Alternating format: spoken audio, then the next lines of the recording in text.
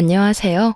저는 지옥행 열차 티켓을 제 손으로 끊고 탈 뻔하다 그 입구에서 간신히 뒤돌아서 나온 30대 여자입니다.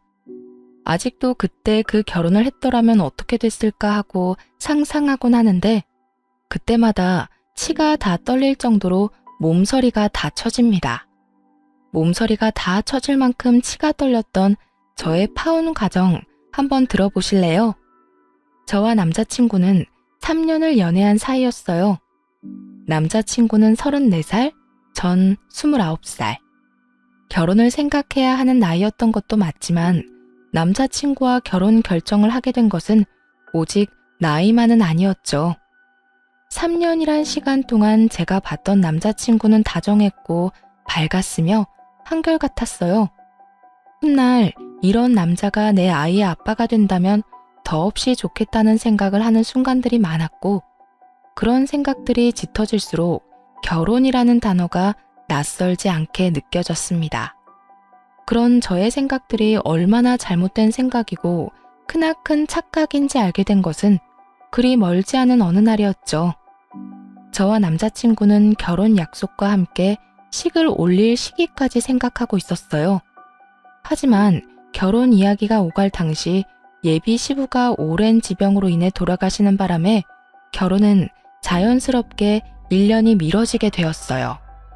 그렇게 시간이 흐르고 다시 결혼 이야기가 나오고 있었고 미뤄진 만큼 저흰 서두르기로 했죠. 남자친구는 외동이었는데 예비 시모는 장례식장에서 잠시 인사만 나눠봤을 뿐 제대로 만나 인사를 나눈 적이 없었어요. 상견례를 하기 전 한번 뵙기는 해야 한다는 생각은 가지고 있었는데 그 기회는 생각보다 빨리 찾아왔습니다. 본격적인 결혼 이야기가 오가면서 진지하게 현실적인 부분에 대해 이야기를 나눴어요. 그간 두루뭉술하게 이야기를 나눈 적은 있었지만 이토록 하나부터 열까지 각 잡고 이야기를 나눠본 것은 처음이라 묘한 긴장감이 다 들더군요. 그렇게 시작된 이야기는 가장 중요한 집부터 시작됐어요. 자기랑 나랑 가진 돈으로 집은 어느 정도 해결되지 않을까? 물론 대출은 조금 껴야겠지만 이 정도 대출은 둘이 갚으면 금방일 것 같은데 어때? 괜찮긴 한데 사실은 우리 엄마가 신혼집으로 미리 마련한 집이 있다고 하시더라고. 자기만 괜찮다면 거기는 어때? 아, 정말? 집을 사서 오라는 것도 아니고 사두신 집이 있다는데 뭘 물어. 그냥 감사합니다 하고 들어가서 살면 되지. 그러면 내가 가정가구 마련하면 되지? 남는 돈은 어머니 드리든가 하자. 그러면 일단 집부터 좀 봐야겠네. 분위기도 좀 봐야 하고. 수리할 곳이나 인테리어 필요한 곳 있으면 미리미리 해야 하니까. 아무래도 그렇겠지. 그러면 내가 엄마한테 정확한 위치 물어볼게. 사실 나도 자세히 못 들어서 정확한 위치는 몰라서 말이야. 응. 그러면 저녁에 연락해줘. 그렇게 저흰 집은 미뤄두고 다른 이야기를 나누며 의견을 조율해갔고 생각보다 그 과정은 순조로웠어요. 결혼이 미뤄진 1년 동안 알게 모르게 나눴던 이야기들이 있어서도 그랬고 웬만한 부분은 모두 저에게 맞춰주려 남자친구가 노력한 덕분도 있었죠. 만족스러운 대화를 끝내고 집으로 돌아와 있으니 남자친구에게 연락이 왔고 돌아오는 주말에 예비 시모와 함께 집을 보러 가자더군요. 그렇게 약속된 주말이 왔고 만나기로 한 카페로 갔더니 오기로 한 남자친구는 보이지 않고 남자친구와 똑 닮은 예비 시모만 절 기다리고 있더군요. 어찌나 닮았는지 한 번도 본 적이 없던 예비 시모를 한눈에 알아봤고 예비 시모 역시 저를 사진으로 많이 봤던 터라 저를 보며 미소를 지어 보이더군요. 그렇게 저흰 헤매는 일 없이 서로를 마주하게 되었고 남자친구도 없이 예비 시모와 본격적인 인사를 나누게 되었어요. 그때 장례식장에서 보고 긴가민가 했는데 만나서 반갑네.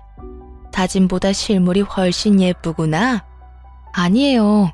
어머님이야말로 너무 아름다우신걸요? 어쩌면 이렇게 동안이세요? 저 깜짝 놀랐어요. 고마워. 아, 우리 아들은 회사에서 갑자기 연락이 와서 급히 나가더라고. 워낙 정신없이 나가길래 내가 너 만나면 이야기 전해줄 테니 여긴 신경 쓰지 말고 우선 급한 일이나 처리하라고 했어. 그러니 연락 안 줬다고 섭섭해하지 말고. 아, 그럼요. 그럴 수도 있죠.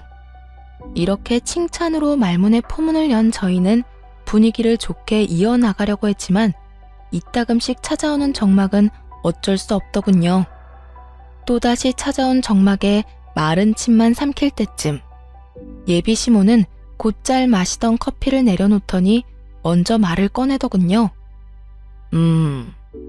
이야기 다 들었지? 집은 그렇게 하기로 했고 가정가구는 알아서 준비하면 될 것 같아. 그리고 번거로운 절차나 형식은 다 생략했으면 하는데 괜찮지? 아들한테 들으니 요즘엔 그렇게 하는 게 트렌드라고 해서 말이야. 조금 의아했어요.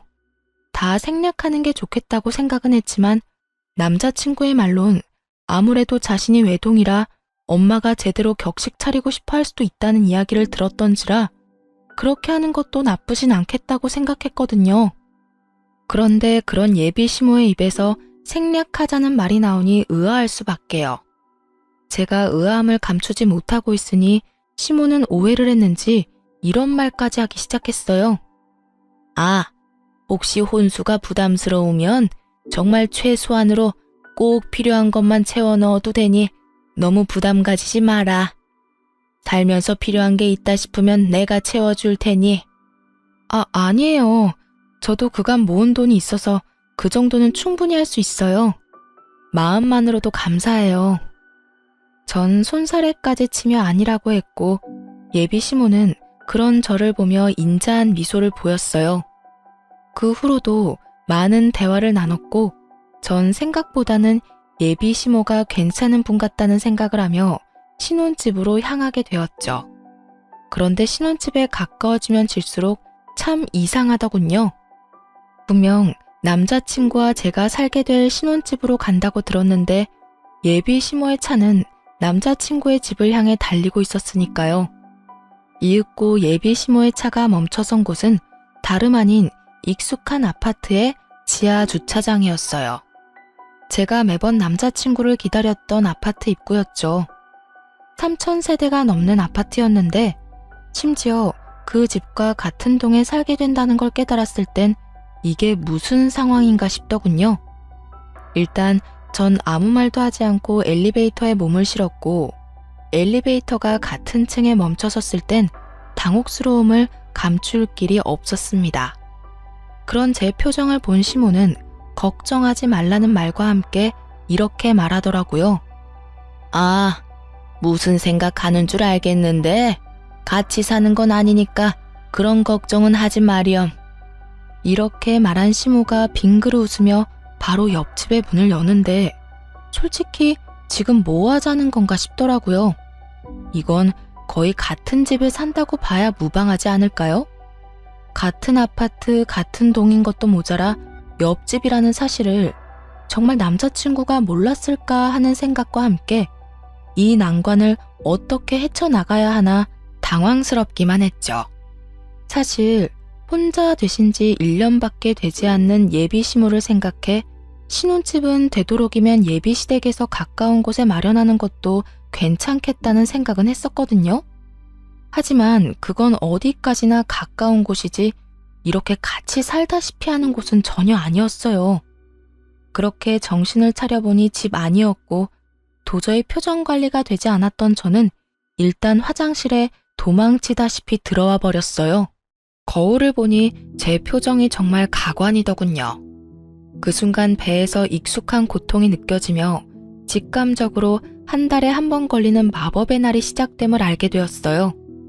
하필 가방은 거실에 두었고 얼른 가방에 넣어둔 위생용품을 찾기 위해 조용히 화장실 문을 열고 나갔죠.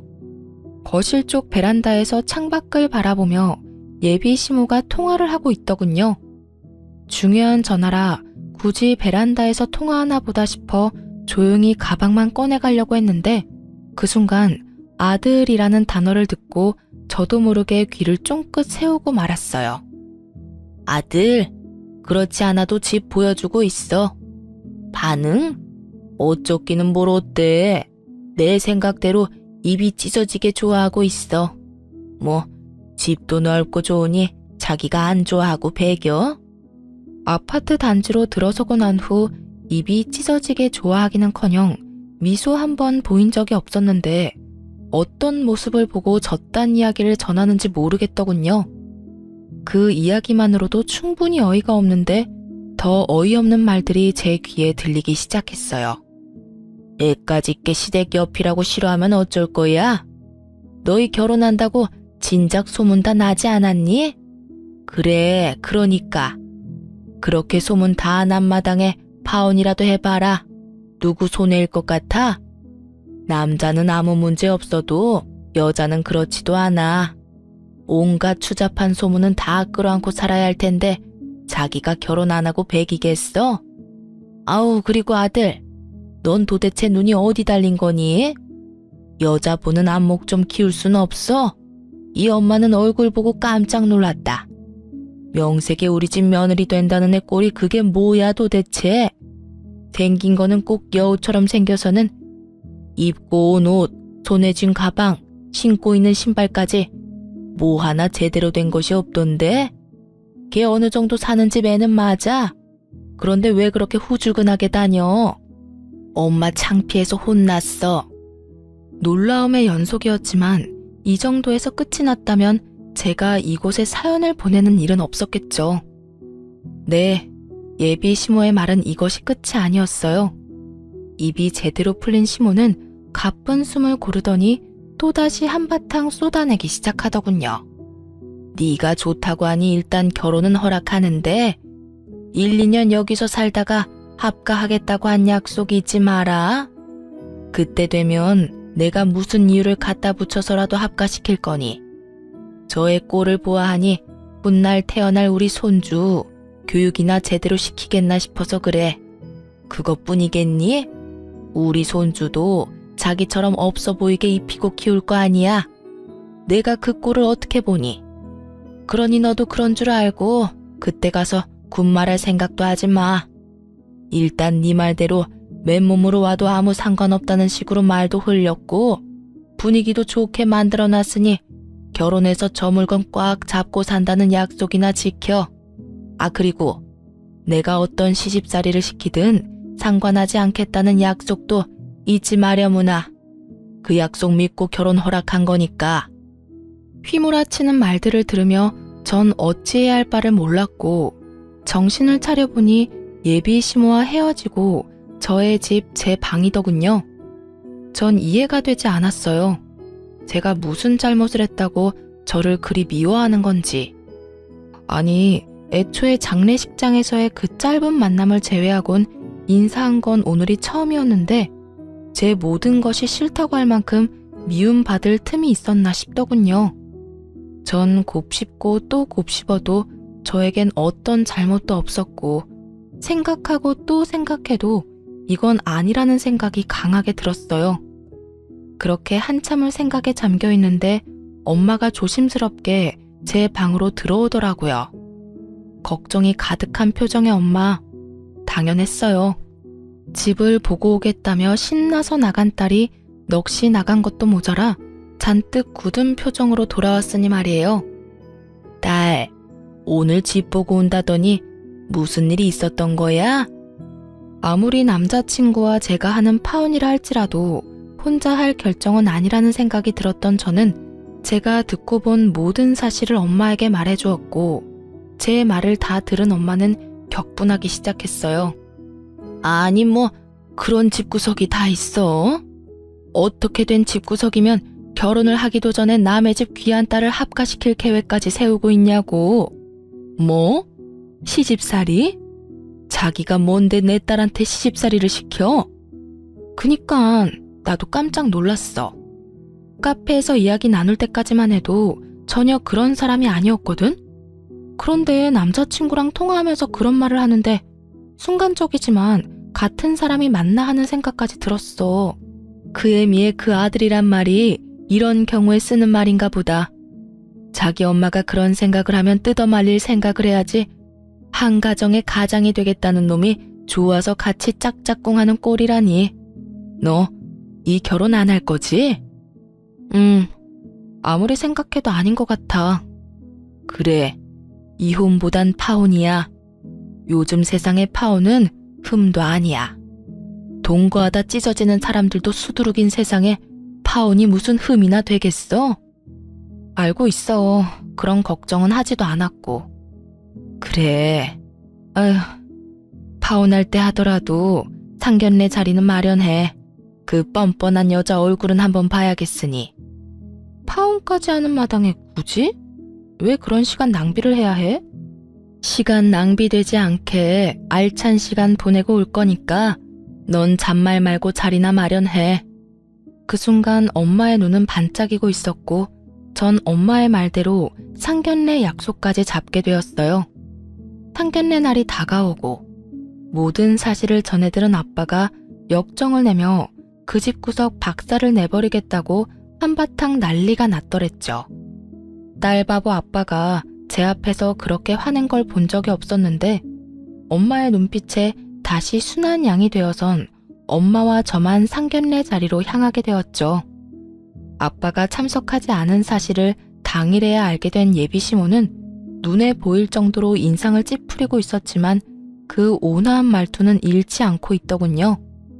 엄마는 예비시모의 모든 말들을 건성으로 대답한 채 주문을 했고 주문을 마친 엄마는 준비한 말들을 쏟아내기 시작했어요. 애들 신혼집 이야기는 들었습니다만 제 생각엔 34평은 좀 작은 것 같네요. 그러지 말고 이렇게 하는 건 어떨까요? 저희도 놀고 있는 집이 한 채 있는데 그 집에서 애들 시작하게 하는 걸로요. 엄마는 손을 닦고 있던 물수건을 내려놓으며 말했고 시모는 당황한 듯 눈썹을 들썩이며 답을 하더군요. 예? 34평이면 둘이 살기엔 부족함이 없을 텐데요. 아니 평수는 떠나서 위치도 좋고 집값도 꽤 나가는 곳이라 미리 받아두면 애들 앞으로 사는데도 도움이 될 겁니다. 그러니 집은 원래 계획대로 하는 게 좋을 것 같네요. 그런 거라면 걱정하지 않으셔도 되는 게 저희가 가지고 있는 집도 가격은 만만치 않아서요. 위치가 어디쯤인가요? 아시죠? 땡땡동의 땡땡땡 아파트. 거기 50평대라 살기는 더 좋을 거예요. 위치가 더 좋은 건 물론이고요. 이 정도는 돼야 애들 앞날에 도움 정도는 되지 않을까요? 누가 봐도 제 말이 맞을 텐데요. 엄마는 작정을 한 듯 눈 한 번 피하지 않고 예비시모의 말에 대응하고 나섰고 예비시모는 이런 상황은 전혀 예상하지 못한 듯 차가운 물만 마시고 있더군요. 어느 아파트인지 들은 남자친구가 적잖게 당황한 듯 말까지 더듬기 시작했죠. 거기 혹시 미연이가 지금 사는 곳 아니에요? 왜 아니야? 맞아. 내가 말한 노는 집이 사실은 우리 집 위층이야. 층간소음 때문에 고생 꽤 했었는데 윗집 이사 간다는 소식 듣고 그냥 사버렸거든. 와봤으니 알 테지만 전망도 좋고 교통편도 좋고 여러모로 지금 계획하고 있는 집보단 낫지 않겠어? 그래요. 엄마가 말한 빈집은 저희 집 위층으로 엄마의 말대로 꽤 긴 시간 층간소음으로 고생을 하고 있었는데 윗집이 나간다는 소식과 함께 그냥 그 집을 사버렸던 것이었습니다. 그 당시 집에 여윳돈이 있기도 했고 그땐 집값이 지금처럼 비싸진 않았던 터라 부담이 되긴 했어도 큰 고민 없이 내린 결정이었죠. 그 뒤론 세입자를 가려가며 받고 있었고요. 엄마의 말이 끝나자 남자친구는 다시 입을 다물어 버렸고 예비시모는 목에 핏대까지 세우며 엄마에게 따지고 들더라고요. 그건 완전 처가살이와 마찬가지 아닌가요? 제 아들이 뭐가 모자라서 처가살이를 해야 하는 건가요? 왜 우리 귀한 외동아들이 처가살이를 해야 하냐고요?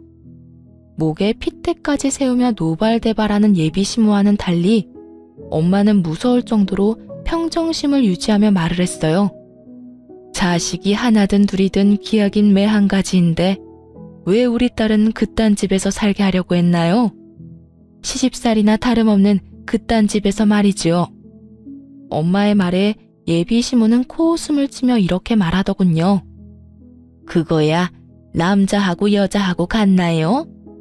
여자는 시집 오면 죽어서도 시댁 귀신인데 당연히 시댁 가까이 있어야 하는 거 아닌가요?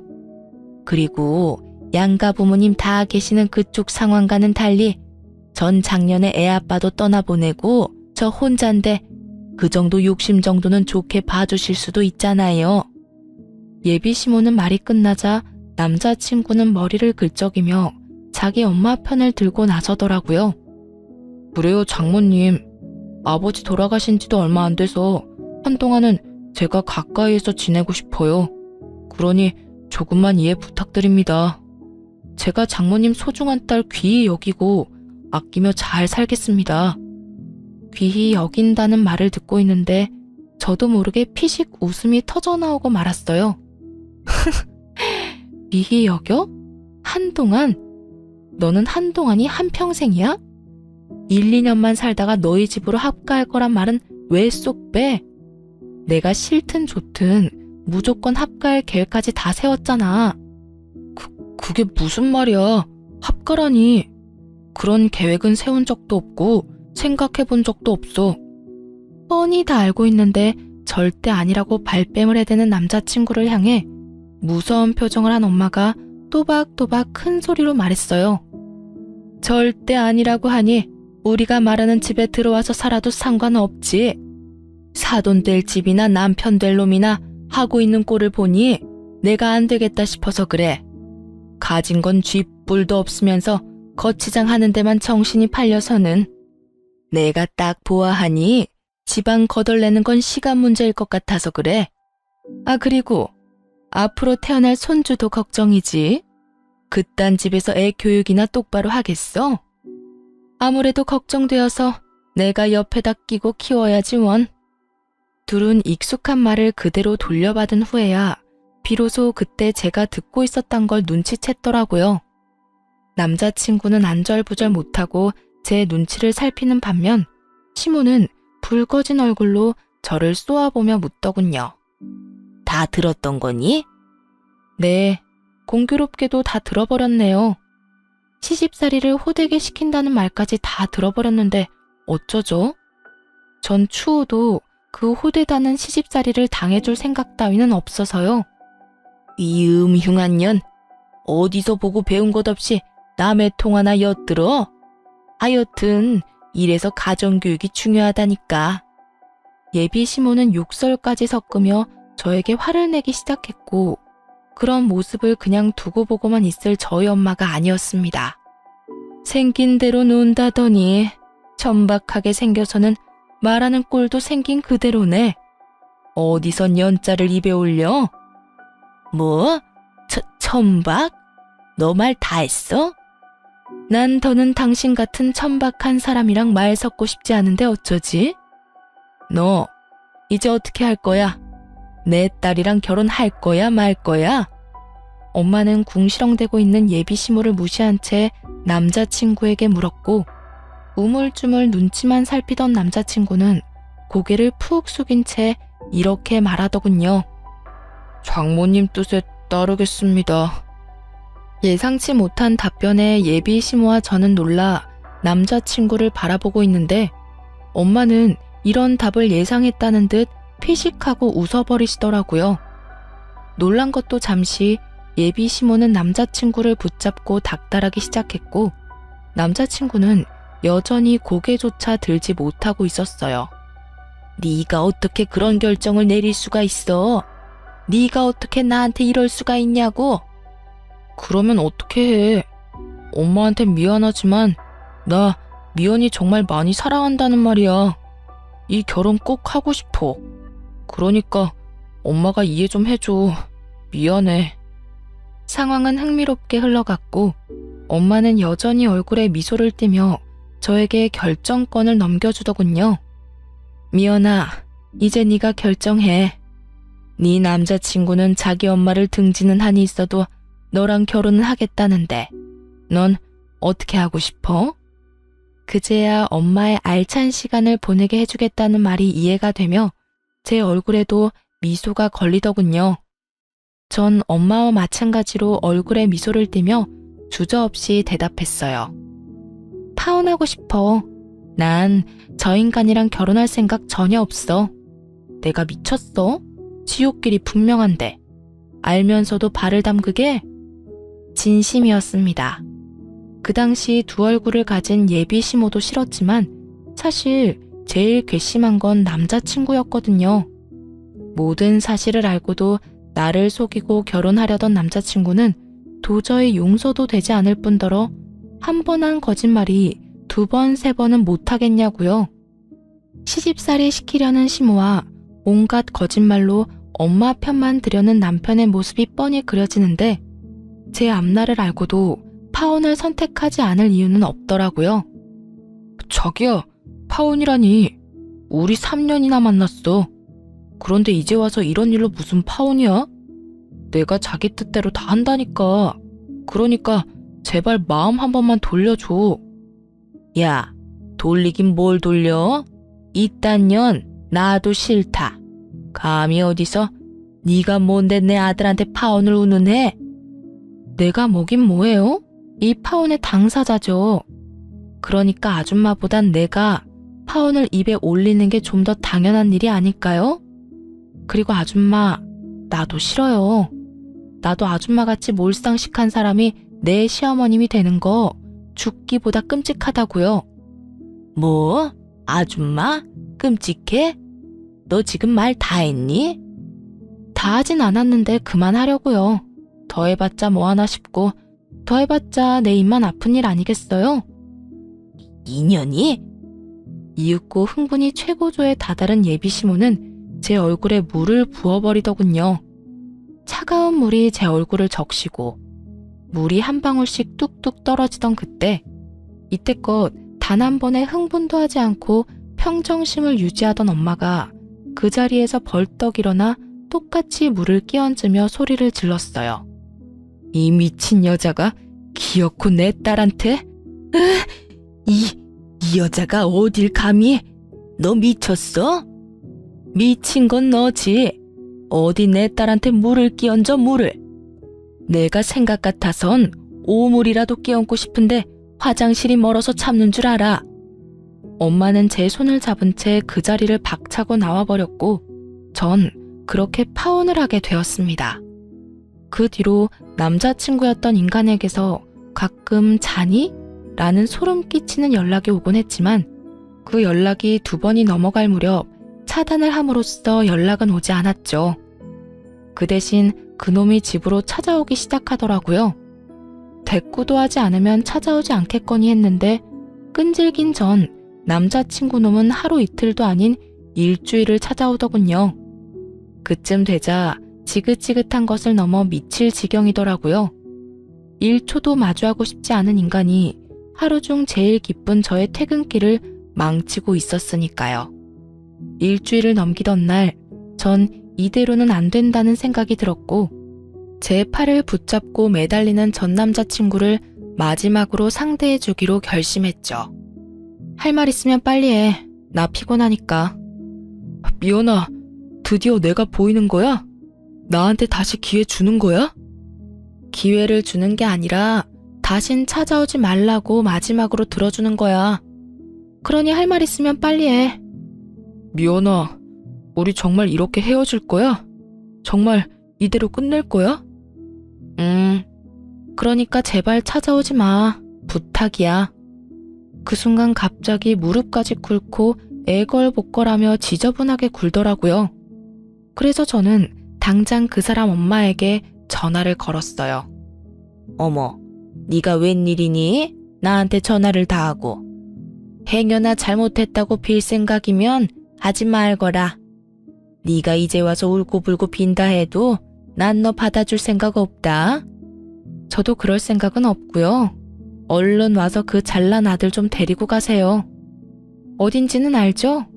일주일을 넘게 와서 무릎까지 꿇고 울고불고 비는데 정말 미칠 지경이라고요. 저의 말에 전화를 끊어버리고는 정말 비행기라도 타고 온 것인지 순식간에 모습을 드러내더군요. 너 당장 못 일어나? 이게 도대체 무슨 꼴이야? 네가 뭐가 부족해서 이딴 애한테 무릎까지 꿇어? 무슨 소리를 하든 전 남자친구는 미동도 없이 앉아 있었고 이윽고 아줌마의 비난은 저를 향하고 있었어요. 네 년 때문이야. 내 아들이 이렇게 망가진 건 다 네 년 때문이라고.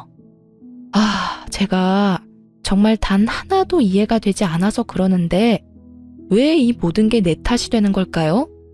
내가 이 사람 불렀어요? 내가 이 사람 강제로 무릎이라도 꿇렸어요? 난요, 연락 받는 것도 싫어서 차단까지 했는데 직접 그것도 일주일씩이나 찾아와서 구질구질하게 매달린 건 이 사람이라고요.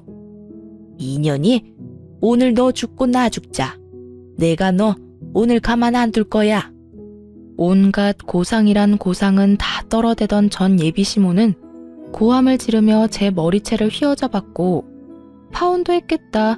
더는 참고 있을 필요가 없었던 저 역시 인정사정 없이 그 머리채를 잡아버렸어요. 개판도 그런 개판이 없었죠. 딸뻘 되는 제 머리채를 잡은 아줌마나 엄마뻘 되는 아줌마의 머리채를 잡은 저나 남들이 보기엔 독인 객인인 상황이었습니다.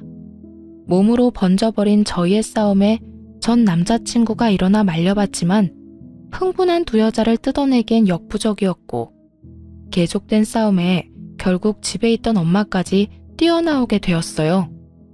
엄마의 목소리가 들리자 저는 그 아줌마의 손을 확 꺾어버리며 바닥으로 밀쳐버렸어요. 그 순간 엄마가 고이 들고 온 양동이를 두 사람에게 붓고는 이렇게 말했어요. 내가 경고했지? 오물을 뿌리고 싶은 걸 겨우 참고 있었다고. 그 양동이는 저희 집 강아지가 싼 소변 패드를 푹 담아놓은 오물이었어요. 엄마는 결국 바라던 대로 오물을 두 사람에게 끼얹어 버렸고 오물을 뒤집어 쓰게 된 두 사람은 고함을 지르더군요. 이게 뭐야? 엄마, 이거 오줌 찌른 내 아니야? 왜 아니야? 이 여자가 진짜 미쳤나? 왜 사람한테 오줌물을 뿌려? 두 사람의 표정과는 상반되게 엄마는 승리에 취한 표정을 짓고 있었고 제 손을 꽉 잡으며 이렇게 말하더군요. 그러게, 왜 찾아와서 이 난리야? 내 딸이 싫다는 말 못 들었어? 내 딸이 우스워? 네 딸이 얼마나 질질 흘리고 다녔으면 내 아들이 이랬겠어. 앞으로 딸 관리 좀 잘하란 말이야. 이런 일 없게. 이 무슨 억지스러운 말인지 모르겠더군요. 투명인간 취급을 해도 찾아와서 귀찮게 군 인간이 누군데 저딴 말을 짓거리는 건지.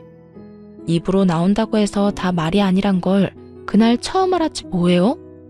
더불어 사람 입에서도 개소리를 할 수 있다는 사실도요. 엄마는 코웃음을 치며 말했습니다. 까고 있네 정말. 내가 웬만하면 상스러운 말 쓰기 싫어서 참고 또 참았는데 너 같은 건 욕 없인 대화가 안 되겠네. 야, 이 미친년아, 정신 차려. 내 딸이 흘린 게 아니라 네 아들이 내 딸 못 잊어서 미쳐 날뛰는 거야. 알겠어? 그러니까 네 아들 다리 몽둥이를 꺾어버리든 누나를 뽑아버리든 그건 알아서 하고 불구를 만들어서라도 우리 눈앞에 보이지 않게 해. 다시 한번 내 딸 앞에 얼씬거리는 날엔 경찰에 신고할 테니 그런 줄 알아. 엄마는 욕이라고 모르는 사람인 줄 알았는데 생각보다 엄마의 욕은 화려했고 경고는 강했어요. 그 이후 그 인간들의 소식은 들을 수도 없었으니까요. 그렇게 5년이란 시간이 흘렀어요. 그동안 저는 좋은 사람을 만나 결혼도 하고 이제 300일이 되어가는 딸을 키우며 그 누구보다 행복하게 살아가고 있었어요. 그런데 얼마 전 딸이 감기에 걸려 동네 인기 있는 소아과에 딸과 함께 방문하게 되었어요. 진료를 기다리며 딸을 보고 있는데 소아과 문이 열리더니 익숙한 두 사람이 들어오더군요. 네, 맞습니다. 익숙한 두 사람은 5년 전 시모가 될 뻔했던 여자와 남편이 될 뻔했던 남자였어요.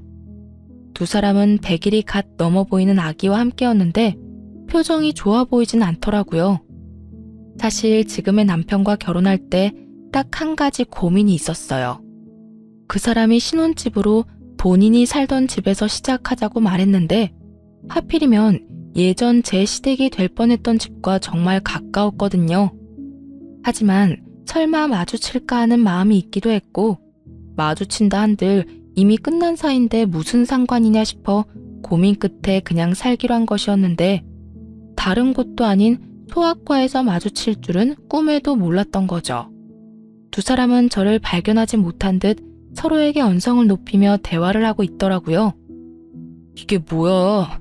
일도 제대로 못하고 이게 다 엄마 때문이야? 이게 왜 또 내 탓이야? 엄마 말처럼 멍청한 애 찾아서 결혼했으면 잘해주기라도 했어야지. 설득하는 것도 아니고 강제로. 그것도 애 낳자마자 합가라니 나 같아도 싫겠다고.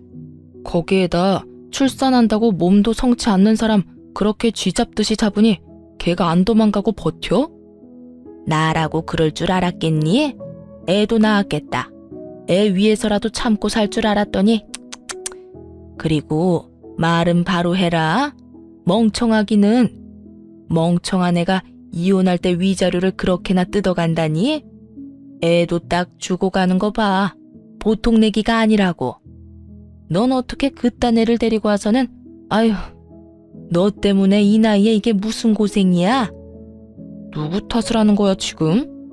좋은 베이비시터 구하면 뭐하냐고. 들어오는 족족 엄마가 구박을 그리 해대는데 누가 버텨? 이제 소문 쫙 나서 웬만큼 돈 올려준다고 해도 안 온다고 하더라. 어떻게 할 거야? 이야기를 들어보니 어디서 머릿속이 새하얀 여자를 낳까 결혼도 하고 아기까지 낳았지만 아기를 출산함과 동시에 애까지 낳았는데 자기가 어쩌겠냐는 무지한 생각을 했던 아줌마가 예전 저에게 하려고 한 것처럼 합가를 반강제로 밀어붙인 거였죠. 산후조리도 제대로 하지 않은 여자에게 모진 시집살이를 시켰고 그걸 견디지 못한 여자는 자식이고 뭐고 이혼 소송으로 위자료만 잔뜩 챙겨갔다더군요. 오죽했으면 자기 배 아파서 낳은 생태 같은 자식을 버리고 도망갔을까 하는 생각도 들더라고요.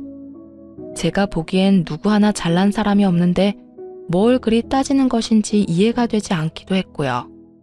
병원 안에서 조용히 대화를 엿듣는 다른 엄마들도 같은 생각인지 저마다 곱지 않은 눈초리로 두 사람을 훑고 있더라고요. 그렇게 주변의 시선 따윈 신경 쓰지 않고 열심히 열을 올리며 서로의 탓으로 돌리던 순간 전 남자친구의 눈과 딱 마주쳐버렸고 피하기엔 늦은 상황이 되어버렸습니다. 꼴에 결혼은 했나 보네. 쟤 하고 있는 꼴을 봐라. 너 그때 엄마 버리고 쟤하고 결혼해서 봐라. 네가 지금 어떤 꼴로 살고 있을지 안 봐도 뻔해. 예전엔 저 정도는 아니었는데 좀 그렇긴 하네. 그땐 네 눈에 콩깍지가 씌었었고 거봐 엄마 말 듣기 잘했지? 꼴값이지도 않더라고요. 자식 아파 소아과 가는데 집에 있는 비싼 옷 갖춰 입고 가는 게 더 웃긴 거 아닌가요? 그리고 저요. 꼴이라고 불릴 만큼 허름한 행색도 아니었어요. 그저 이름난 브랜드 옷이 아닌 예전부터 그러했듯 품질 좋고 가격도 착한 그런 옷을 입고 있었어요. 보기에 싸구려 같은 옷도 아니었고요. 거기에다 상견례를 할 당시 꼴 같지도 않게 온몸에 명품을 휘두르며 자랑질하던 그쪽 집보다 낭비하지 않고 지내는 저희 집이 재산으로 보나 뭐로 보나 잘 산다는 것을 알았을 텐데 누가 누구 보고 꼴을 운운하는 것인지 이해가 되지 않더라고요. 또 한편으로는 참 여전하다는 생각도 들었고요. 아무것도 묻지도 따지지도 않고 저를 미워하던 늙은 여자나 그런 엄마도 부모라고 좋다고 쿵짝 맞춰주던 저놈이나 말이에요. 이런 저의 마음을 아는지 모르는지 한참을 제 귀에 다들리게 쑥덕대던 두 사람은 본인들의 차례가 되었는지 진료실로 들어가고 전 예약을 하지 않고 갔던 터라 두 사람보다 더 늦게 진료를 보고 병원을 나서게 되었어요. 딸의 감기가 심하지는 않다는 말을 듣고 보다 가벼운 발걸음으로 병원 나서는데 글쎄 그 두 인간이 병원 입구에 서성이고 있는 것이 아니겠어요? 제가 진료를 보기 한참 전에 진료를 다 보고 나가는 것을 봤는데 이때껏 그 앞을 서성이고 있다니. 정말 뭐하는 인간들인가 싶더군요. 뭐 반가운 얼굴이라고 굳이 얼굴을 내비치나 싶기도 하고요. 두 사람은 저의 예상대로 저를 기다린 것이 맞는 듯 눈을 반짝이며 오더군요. 그리곤 아직 하고 싶은 말이 남았는지 쉬지 않고 제 험담을 하기 시작했어요. 쟤 어떤 집에 시집 갔는지 뻔하다 뻔해. 보나마나 별 볼 일 없는 집에 시집 갔겠지. 제 성격도 성격이지만 그 정신 나간 여편네 고약한 성격에 어디 제정신 박힌 남자가 장가 왔겠어? 어디 멍청한 놈 하나 물어서 결혼했을 거야. 하긴 쟤 사귈 때도 성깔 보통 아니었어. 그나저나 같은 남자로서 제 남편 불쌍하네. 어쩌다 저런 애랑 결혼해서 애까지 낳았으니 이제 끝이지 뭐. 한평생 마누라 눈치도 모자라서 처가 눈치나 보고 살겠네. 넌 그런 애랑 결혼한다고 그 난리를 부린 거니? 엄마까지 버린다고 하면서? 에이 엄마, 그래서 결국 안 하고 엄마 곁으로 왔잖아. 지난 일은 묻어두자고요. 어찌되었든 내 옆에 제가 없다는 것만 기억하자고. 그래. 그때 파혼한 게 정말 천만다행이야. 정말 웃기지 않나요? 나이도 먹을 만큼 먹은 사람들이 그렇게나 할 짓이 없는 것인지, 이제 와서 저래봤자 뭐가 남는다고 저딴 짓거리나 하는 것인지. 하긴 저딴 인간들이니 애까지 낳은 여자가 도망까지 가지 않았겠어요? 거기에다 자신들이 한 일은 생각지도 않고 입에서 나오는 대로 짓거려대는 모습들이 점점 제 신경에 거슬리고 있던 참이었죠. 더러워서 피하려고 했던 저의 인내심이 바닥나며 한마디 해야 하나 말아야 하나 망설이던 순간 익숙한 자태를 뽐내는 외제차가 급하게 멈춰서더군요. 여보! 저의 입에선 여보라는 말이 흘러나왔고 차에서 내린 말끔한 차림의 남편이 저에게 허겁지겁 달려왔어요. 여보, 당신 진짜 이럴 거야? 저의 남편인 걸 확인한 지금 저는 보았어요. 두 사람의 입이 정말 거짓말 하나 보태지 않고 쩍 벌어지는 모습을요.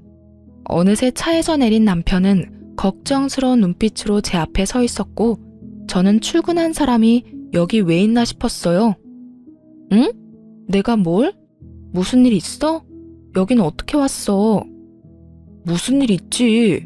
병원 갈 거면 나한테 말하라고 했잖아. 내가 같이 간다고. 왜 혼자 왔어? 병원이 천리말리 있는 것도 아니고 걸어서 충분히 올 수 있으니까 그냥 왔지. 그나저나 당신 오늘 이혼 상담 있다고 하지 않았어? 중요한 분이라고 준비 오래 했었잖아. 그건 어떻게 하고 여길 와? 지금 그깟 클라이언트가 중요해? 우리 집 두 여자가 나도 없이 병원에 갔다는데 어쩐지 장모님한테 전화드리고 싶더라니. 장모님한테 당신 병원 갔다는 말 듣자마자 상담 다 미루고 왔어. 네, 제 남편은 보시다시피 팔불출이고 꽤 능력 있는 변호사예요. 오늘 중요한 분과 상담이 있다길래 일부러 아무 말도 하지 않고 딸과 함께 병원에 왔던 것인데 남편이 결국 알고 득달같이 쫓아왔던 것이었어요. 남편은 자연스럽게 저의 품에 있던 딸을 받아 안았고 곁눈질로 두 사람을 보니 여전히 벌어진 입을 다물지 못하고 있더군요. 그랬겠죠. 두 사람은 제가 변변치 못한 남자랑 결혼해 대접, 대우 이런 것은 꿈도 못 꾸고 그저 애 하나 보고 사는 그런 불행한 꼴을 기대하고 있었던 것 같은데 제가 이리 사랑받으며 살고 있으니까요. 그 순간 귀히 대하겠다는 전 남자친구의 말이 왜 생각이 났는지는 모르겠지만 전 누가 보아도 귀히 대접을 받고 있었어요. 내가 이럴까봐 당신한테 말 안 한 거야. 다음부턴 절대 그러지 마. 병원 오는 게 뭐 힘든 일이라고 일까지 내팽개치고 와. 애 데리고 병원 오는 거 충분히 힘든 일이야. 그거 보통 일이 아니라고. 그러니까 내가 일도 내팽개치고 이렇게 달려오는 거 싫으면 다음부턴 미리미리 말해줘. 10분 전이라도 되니까 미리 말만 해. 괜히 혼자 애 데리고 고생하지 말고. 당신 출산하고 손목도 안 좋잖아. 그래서 걱정이 너무 돼서 그래. 남편은 제 손을 잡고 흔들며 애교를 부렸고 전 하는 수 없이 웃고야 말았죠. 제가 웃으니 남편도 방긋 웃어 보였고 저에게 이제 차에 타라는 듯 자연스럽게 뒷문을 열어주었어요. 전 누구보다 자연스럽게 그 차에 쏙 타버렸고요. 그 순간 두 사람의 표정이 어땠는 줄 아세요? 믿을 수 없다는 눈빛과 함께 절망적인 표정을 짓고 있더라고요. 품에 안은 아기는 쉴 새 없이 울고 있었고요. 그 순간 제 마음에 통쾌함이 가득했다면 제 심보가 너무 고약한 걸까요? 남들 생각이 어떻든 전 그 순간 참 통쾌했어요.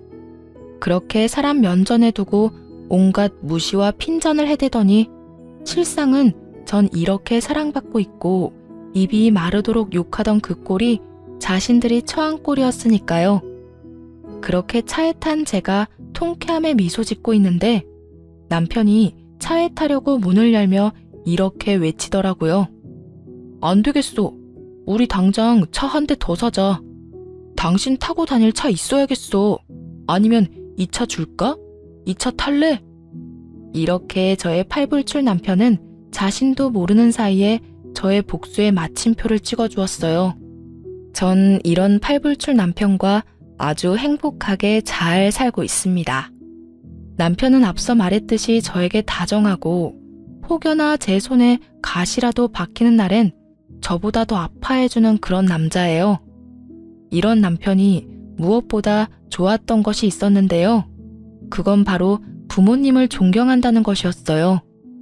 남편의 존경을 한 몸에 받을 만큼 시부모님은 존경받아 마땅한 좋은 분들이셨고 그런 좋으신 분들을 존경하고 섬기는 남편이 참 멋져 보이더라고요. 그래서 저도 제 시부모님들을 존경하고 잘 섬기며 살아가고 있어요.